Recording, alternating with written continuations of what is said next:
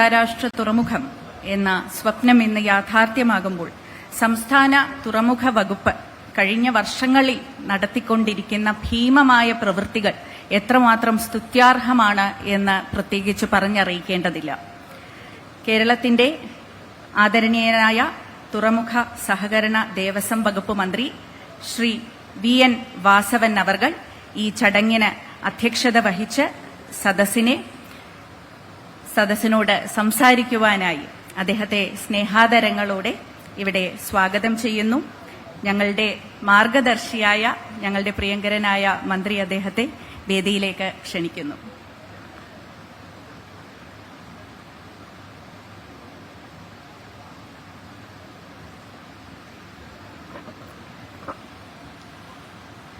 സമാദരണീയനായ മുഖ്യമന്ത്രി Shri Pinarayi വിജയനോട്, respected union minister Sarbananda Sonowalji, ബഹുമാനപ്പെട്ട speaker Shri N Shamseer, respected Karan Adani, ബഹുമാന്യരായ മന്ത്രിമാർ, ബഹുമാനപ്പെട്ട എംപിമാർ, MLAമാർ, ബഹുമാനപ്പെട്ട മേയർ, വേദിയിലുള്ള ബഹുമാന്യരായ മറ്റാത്മീയ ഭൗതിക മേഖലകളിലെ വിവിധ ഉന്നത സ്ഥാനീയരെ, ഉദ്യോഗസ്ഥ പ്രമുഖരെ, സദസ്സിലെ ബഹുമാന്യരെ, സഹോദരി സഹോദരന്മാരെ, മാധ്യമ സുഹൃത്തുക്കളെ, കേരളം വളരുന്നു. പശ്ചിമഘട്ടങ്ങളെ കേറിയും കടന്ന അന്യമാന്തേശങ്ങളിൽ നിന്ന് മഹാകവി പാലാനാരായണൻ നായർ മഹനീയമായ ഒരു കവിതയിലൂടെ മുമ്പ് പാടിയിട്ടു. ആ കാവ്യഭാവനകൾ അർത്ഥപൂർണമാകുന്ന ചരിത്ര നിമിഷങ്ങൾക്ക് ഇന്ന് സാക്ഷ്യം വഹിക്കുകയാണ്. നമ്മുടെ നാടിന്റെ ചരിത്ര ഏടുകളിൽ തങ്കലിപികളാൽ ആലേഖനം ചെയ്യപ്പെടുന്ന ഒരു ചരിത്ര നിമിഷത്തിന് ഇന്ന് നമ്മളെല്ലാം സാക്ഷികളാകും. ലോകമെമ്പാടുമുള്ള മാനവരാശി, വിശിഷ്യ മലയാളികൾ ഏറെ അഭിമാനത്തോടെ, ആഹ്ലാദത്തോടെ, ആവേശത്തോടെ ഈ നിമിഷത്തെ നോക്കിക്കാണുന്ന രംഗമാണ് നമുക്കെല്ലാം അനുഭവപ്പെടുന്നത്. ഇന്നലെ ഇവിടെ തീരം തൊട്ട നമ്മുടെ മദർഷിപ്പ് ഏറെ അഭിമാനത്തോടെയും ആഹ്ലാദത്തോടെയും ആരവങ്ങളോടെയുമാണ് നമ്മൾ തീരത്തേക്ക് ആനയിച്ചത്. ഇന്ന് നമ്മുടെ സമാദരണീയനായ മുഖ്യമന്ത്രി ആ ഷിപ്പിന്റെ ക്യാപ്റ്റനെ സ്നേഹപൂർവ്വം നമ്മുടെ സ്നേഹാദരവുകൾ അർപ്പിച്ച് സ്വീകരിക്കുകയും ഒപ്പം നമ്മുടെ കണ്ടെയ്നർ ഇപ്പം ഇവിടെ അൺലോഡ് ചെയ്ത് നമ്മുടെ ട്രയൽ റൺ ഔപചാരികമായി ഉദ്ഘാടനം ചെയ്യുകയും ചെയ്തിരിക്കുന്നു എന്ന സന്തോഷ വാർത്ത സൂചിപ്പിക്കുകയാണ്. നമുക്കിനി ഇവിടെ നിന്ന് തുടർന്ന് നമ്മുടെ മദർഷിപ്പുകൾ വന്ന് നിരവധി കണ്ടെയ്നറുകൾ ഇവിടെ അൺലോഡ് ചെയ്ത് തുടർന്ന് ഇന്ത്യയിലെ വിവിധ തുറമുഖങ്ങളിലേക്കും നമ്മുടെ സംസ്ഥാനത്തെയും രാജ്യാന്തര തുറമുഖങ്ങളിലേക്കും ഇവിടുന്ന് ട്രാൻസ്ഷിപ്മെന്റ് കണ്ടെയ്നർ തുറമുഖം എന്ന രൂപത്തിൽ ഇത് മാറ്റം ചെയ്യപ്പെടുന്ന പ്രക്രിയയാണ് ട്രയൽ റണ്ണിൽ നടക്കുന്നത്. പലരും ഇവിടെ സൂചിപ്പിച്ചു എന്തുകൊണ്ട് റെയിൽവേ കണക്ടിവിറ്റി, അതേപോലെ തന്നെ റോഡ്, ഇത്തരം കാര്യങ്ങൾ തീരുന്നതിന് മുമ്പ് തുടങ്ങുന്നു. 1.7 കിലോമീറ്റേഴ്സ് ഇപ്പോൾ അപ്രോച്ച് റോഡ് ഹൈവേയുമായി ബന്ധപ്പെട്ട് നമുക്കുണ്ട്. ഭാവിയിൽ നമുക്ക് റെയിൽവേ കണക്ടിവിറ്റിക്കായി 10.7 കിലോമീറ്റേഴ്സ് നമ്മൾ റെയിൽവേ ഇപ്പോൾ പ്ലാൻ ചെയ്ത് കഴിഞ്ഞു. അതിൽ 9.2 കിലോമീറ്റേഴ്സ് തുരങ്കപാതയാണ്. അതിന്റെ പരിസ്ഥിതി ആഘാത പഠനവും അതിന്റെ സാമൂഹ്യ ആഘാത പഠനവും കഴിഞ്ഞിരിക്കുന്നു. അതിന്റെ DPR തയ്യാറാക്കി കൊങ്കൺ റെയിൽവേ ഇതിനോടകം കേന്ദ്ര റെയിൽവേ വകുപ്പിന് സമർപ്പിച്ചു കഴിഞ്ഞിരിക്കുന്നു. അതുപോലെ തന്നെ ഔട്ടർ റിംഗ് റോഡിനുള്ള പ്രവൃത്തികളുമായി ബന്ധപ്പെട്ട് ചീഫ് സെക്രട്ടറിയുടെ സാന്നിധ്യത്തിൽ ഒരു കമ്മിറ്റി രൂപീകരിച്ച് അതിന്റെ പ്രവർത്തനങ്ങൾ പുരോഗമിക്കുന്നു. ലാൻഡ് അക്വസിഷൻ നടപടികൾ ഇത് രണ്ടിനുമായി തുടങ്ങിക്കഴിഞ്ഞിരിക്കുന്നു. സമീപകാല ഭാവിയിൽ അതുകൂടി പൂർത്തീകരിക്കും. ആദ്യഘട്ടങ്ങളിൽ നമുക്ക് ഈ ട്രാൻസ്ഷിപ്മെന്റ് കണ്ടെയ്നർ ഷിപ്പ് പോർട്ട് എന്ന രൂപത്തിൽ ഇവിടുന്ന് നമ്മുടെ ഇപ്പോൾ അൺലോഡ് ചെയ്യുന്ന എല്ലാ കണ്ടെയ്നറുകളും വിവിധ തുറമുഖങ്ങളിലേക്ക് കൊണ്ടുപോവുകയാണ്. ഇനി തുടർന്നുള്ള ദിവസങ്ങളിലും ഇപ്പോൾ വന്നതിനേക്കാൾ വലിയ മദർഷിപ്പുകൾ വരാൻ പോവുകയാണ്. 400 മീറ്റർ നീളമുള്ള മദർഷിപ്പ് സമീപകാല ദിവസങ്ങളിൽ വരാൻ പോകുന്നു. അതേപോലെ തന്നെ മറ്റ് മദർഷിപ്പുകളും വരുന്നു. ഇങ്ങനെ അന്താരാഷ്ട്ര വിഴിഞ്ഞം തുറമുഖം എന്ന ആശയം അർത്ഥപൂർണമാകുന്ന ചരിത്ര നിമിഷത്തിലേക്ക് കടക്കുമ്പോൾ ഞാനിതിന്റെ ആദ്യഘട്ടങ്ങൾ കൂടി ഒന്ന് പരാമർശിക്കാൻ ആഗ്രഹിക്കുകയാണ്. 1996 അധികാരത്തിൽ വന്ന EK നയനാർ ഗവൺമെന്റാണ് വിഴിഞ്ഞം തുറമുഖത്തിന്റെ ആശയത്തിന് വേണ്ടി ആദ്യമായി ഒരു കമ്മിറ്റിയെ നിയോഗിച്ചത്. അതിന്റെ റിപ്പോർട്ടും പഠനവും അതിന്റെ പൂർണ്ണതയിലെത്തിച്ച് തുടങ്ങാൻ കഴിഞ്ഞില്ല. രണ്ടാമതായി AK ആന്റണിയുടെ കാലഘട്ടത്തിൽ അന്ന് പഠനങ്ങൾ കൂടാതെ തന്നെ ഇവിടെ ഒരു ടെൻഡർ നടപടി സ്വീകരിച്ചു. ഒരു ചൈനീസ് കമ്പനി അതിന് കോട്ട് ചെയ്തു. അതിന് കേന്ദ്രാനുമതി കൊടുത്തില്ല, അതുകൊണ്ട് അത് നടന്നില്ല. 2006 അധികാരത്തിൽ വന്ന VS അച്യുതാനന്ദന്റെ നേതൃത്വമുള്ള ഗവൺമെന്റും അതിലെ തുറമുഖ മന്ത്രിയായിരുന്ന ശ്രീ M വിജയകുമാറും അവരെല്ലാം മുൻകൈയെടുത്ത് അന്ന് വീണ്ടും ഈ രംഗത്തേക്ക് ഒരു നീക്കം നടത്തിയപ്പോൾ അതിനുവേണ്ടി കേന്ദ്രം ആദ്യം അനുമതി കൊടുക്കാതിരുന്നപ്പോൾ ഇതിനെക്കുറിച്ച് പഠിക്കാൻ അവർ കമ്മിറ്റിയെ നിയോഗിക്കുകയുണ്ടായി. ആ കമ്മിറ്റിയുടെ പഠന റിപ്പോർട്ട് വന്നു. കേന്ദ്രത്തിന്റെ അനുമതി വാങ്ങി ഇവിടെ ഒരു ഇൻവെസ്റ്റേഴ്സ് മീറ്റ് സംഘടിപ്പിച്ച് അതിൽ നിന്ന് ചില ആളുകൾ മുന്നോട്ട് വന്നു. ടെൻഡർ ചെയ്തപ്പോൾ ആന്ധ്രാപ്രദേശിലെ ഒരു കൂട്ടരായിരുന്നു അന്നത് ടെൻഡറിൽ പങ്കെടുത്ത് അന്ന് ബിഡ് കൊടുത്ത് നെഗറ്റീവ് ബിഡ് കൊടുത്തത്. ആ ബിഡ് ഓപ്പൺ ചെയ്ത് അവർക്ക് കരാർ ചെയ്ത് അവർക്ക് ലെറ്റർ ഓഫ് ഇന്റൻഷനും കൊടുത്തു. ഈ സന്ദർഭത്തിൽ അതിനെതിരെ ഒരു കേസ് വന്നു. യഥാർത്ഥത്തിൽ ഇതേ ഘട്ടത്തിൽ തന്നെ ഒരു കമ്പനി, വിഴിഞ്ഞം ഇന്റർനാഷണൽ സീപോർട്ട് എന്ന കമ്പനി ആദ്യമായി ഇവിടെ ഉദ്ഘാടനം ചെയ്തത് 2010 ആഗസ്റ്റ് മാസം 11-ാം തീയതിയാണ്. ബഹുമാനപ്പെട്ട VS അച്യുതാനന്ദനായിരുന്നു ഉദ്ഘാടകൻ. അധ്യക്ഷൻ അന്നത്തെ തുറമുഖ മന്ത്രി ശ്രീ M വിജയകുമാറായിരുന്നു. ബഹുമാനായ പ്രതിപക്ഷ നേതാവ് ഉമ്മൻചാണ്ടി ആ ചടങ്ങിൽ സംബന്ധിച്ചിരുന്നു. അങ്ങനെ മഹനീയമായ ആദ്യത്തെ സീപോർട്ട് എന്ന ആശയം അർത്ഥപൂർണമായി അത് ഉദ്ഘാടനം ചെയ്തു. പക്ഷേ ടെൻഡർ എടുത്ത കമ്പനിക്ക് എതിരെ കേസ് വന്നുകൊണ്ട് അതിന്റെ പ്രവൃത്തിയായി മുന്നോട്ട് പോകാൻ കഴിഞ്ഞില്ല. പിന്നീട് അധികാരത്തിൽ വന്ന ഉമ്മൻചാണ്ടിയുടെ നേതൃത്വത്തിലുള്ള ഗവൺമെന്റ് കാലഘട്ടത്തിൽ എല്ലാവർക്കും അറിയാവുന്ന പോലെ വലിയ പ്രക്ഷോഭ സമരങ്ങൾ വളർന്നു വന്നു.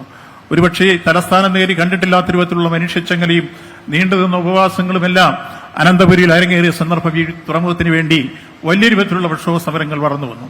2015 ആഗസ്റ്റിൽ അതിനെ തുടർന്ന് ടെൻഡർ ചെയ്തു. ഇതുമായി ബന്ധപ്പെട്ട കരാറിലേർപ്പെടാൻ അദാനിയുമായി ഉമ്മൻചാണ്ടി ഗവൺമെന്റ് തയ്യാറായി. ആ കരാർ ഉണ്ടാക്കുന്ന ഘട്ടത്തിൽ ചില വിമർശനങ്ങൾ കരാറിന്റെ ഉള്ളടക്കത്തോട് വിയോജിപ്പ് രേഖപ്പെടുത്തി കൊണ്ടുവന്നിരുന്നു. കരാറിനോടായിരുന്നില്ല എതിർപ്പ്, മറിച്ച് അതിലെ ഉള്ളടക്കത്തിലെ 66% സംസ്ഥാന ഗവൺമെന്റ് മുടക്കുമ്പോൾ 34% അദാനി മുടക്കുന്നു.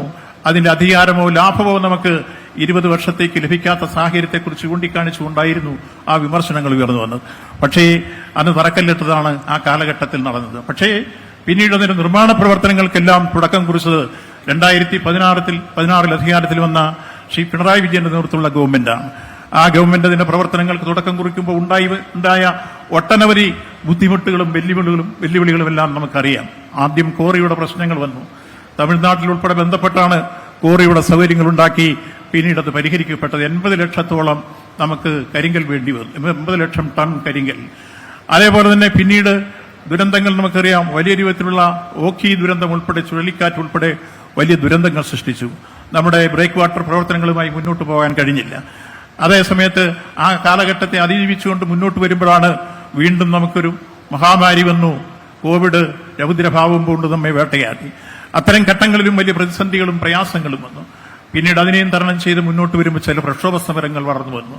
ആ പ്രക്ഷോഭ സമരങ്ങളിലെല്ലാം ഈ ഗവൺമെന്റ് സ്വീകരിച്ച സഹിഷ്ണുതയുടെ, സമീപനത്തോടെ, സമയുക്തതയോടെയുള്ള സമീപനമാണ് യഥാർത്ഥത്തിൽ ആ പ്രശ്നങ്ങളെല്ലാം അതിജീവിച്ചുകൊണ്ട് വിഴിഞ്ഞം പോർട്ട് യാഥാർത്ഥ്യമാകുന്ന രൂപത്തിലേക്ക് അതിന്റെ പ്രവർത്തനങ്ങൾ ഉയർന്നു വന്നത് എന്നതേറെ അഭിമാനത്തോടെ പറയുകയാണ്. ഒരു ഗവൺമെന്റിന്റെ ഇച്ഛാശക്തി എന്തെന്ന് ഒന്നും രണ്ടും പിണറായി സർക്കാർ ഈ വിഴിഞ്ഞത്തിലൂടെ ലോകത്തിന് കാട്ടിക്കൊടുത്തിരിക്കുന്നു എന്ന അഭിമാനകരമായ മുഹൂർത്തമാണ് ഞാനിവിടെ സൂചിപ്പിക്കുന്നത്.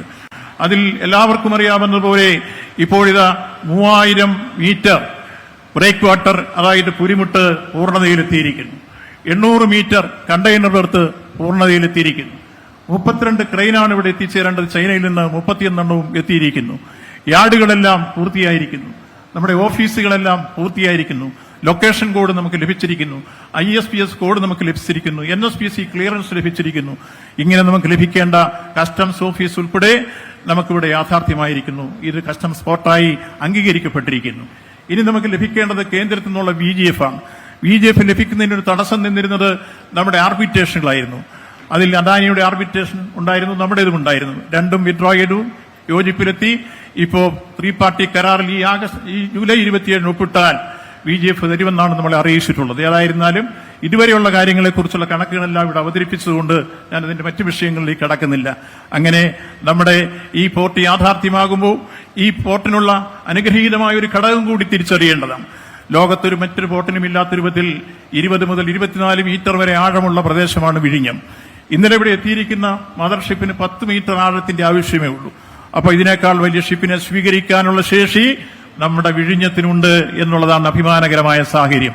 അതിലുപരി വിഴിഞ്ഞത്തിന്റെ അടിയിലേക്ക് പോയാൽ പാറയാണ്. മറ്റ് പല പോർട്ടുകൾക്കും ഓരോ വർഷവും ഡ്രഡ്ജ് ചെയ്തെങ്കിലേ അതിന്റെ പോർട്ടിന്റെ പ്രവർത്തനം സുഗമമായി നടക്കൂ. ഇവിടെ അത്തരൊരാവശ്യമില്ല.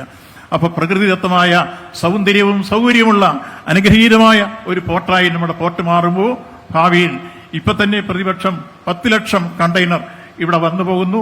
അതിലൊരു 16% കരമാർഗം ചരക്ക് ഗതാഗതം പ്രതീക്ഷിക്കുന്നത്. ഈ രംഗത്തെല്ലാം വരുമ്പോൾ നമ്മൾ തിരിച്ചറിയേണ്ടത് കേരളത്തിന്റെ സാമ്പത്തിക, വ്യാവസായിക, വാണിജ്യ, ടൂറിസം, തൊഴിൽ മേഖലകളിൽ വൻ സാധ്യതകൾ ഉറപ്പാക്കുകയാണ്. ഇത്തരത്തിലുള്ള കാര്യങ്ങളെല്ലാം നടപ്പാക്കി മുന്നോട്ട് പോകുന്ന സന്ദർഭത്തിൽ ഇവിടെ പ്രാദേശികവാസികളായിട്ടുള്ള ആളുകൾക്ക് 50% തൊഴിൽ കൊടുക്കുക എന്ന കരാറുണ്ടാക്കിയിട്ടുണ്ട്. അത് കൃത്യമായി പാലിക്കുന്നതിന് തുടക്കം കുറിച്ചിരിക്കുന്നു. ഒപ്പം ഈ പ്രദേശത്തെ തൊഴിൽ നഷ്ടപ്പെട്ട മത്സ്യത്തൊഴിലാളികളും അനുബന്ധ തൊഴിലാളികളെയും ഉൾപ്പെടെ അവരെ പുനരധിവസിപ്പിക്കുന്ന പ്രവർത്തനങ്ങൾക്ക് ഗവൺമെന്റ് അന്ന് പറഞ്ഞ വാഗ്ദാനങ്ങളൊക്കെ പാലിച്ചു തുടങ്ങിയതിന്റെ ഭാഗമായി ഇപ്പൊ 106.8 കോടി രൂപ ഇതിനോടകം വിതരണം ചെയ്തു കഴിഞ്ഞു. ഇനിയും അടുത്ത ദിവസങ്ങളിൽ ബഹുമാനായ അച്ഛൻ ഈ വേദിയിലുണ്ട്, അതുപോലെ ജമായത്തിന്റെ ഭാരവാഹികളുണ്ട്. അവരുമെല്ലാമായി ഞങ്ങൾ കഴിഞ്ഞ ദിവസം ബഹുമാനപ്പെട്ട ഫിഷറീസ് മിനിസ്റ്റർ ഞാനും ചേർന്ന് നിരവധി മീറ്റിംഗുകൾ നടത്തി ചർച്ച ചെയ്ത് അത്തരം പ്രശ്നങ്ങളെല്ലാം പരിഹരിക്കാൻ പര്യാപ്തമായ പ്രത്യേക സൊല്യൂഷൻസ് നിങ്ങൾ കണ്ടെത്തി അവശേഷിക്കുന്ന പ്രശ്നങ്ങൾ കൂടി പരിഹരിക്കും. അതോടൊപ്പം തന്നെ ഒരു ഫിഷിംഗ് ഹാർബറിന്റെ കാര്യം അവർ ഡിമാൻഡ് ചെയ്തിരുന്നു. അതുമായി ബന്ധപ്പെട്ട പ്രശ്നത്തിനും പരിഹാരമുണ്ടാക്കാൻ പൂനെയിലെ ഇൻസ്റ്റിറ്റ്യൂട്ടുമായി ബന്ധപ്പെട്ട് ചർച്ച ചെയ്ത് ധാരണയായി കഴിഞ്ഞിരിക്കുന്നു.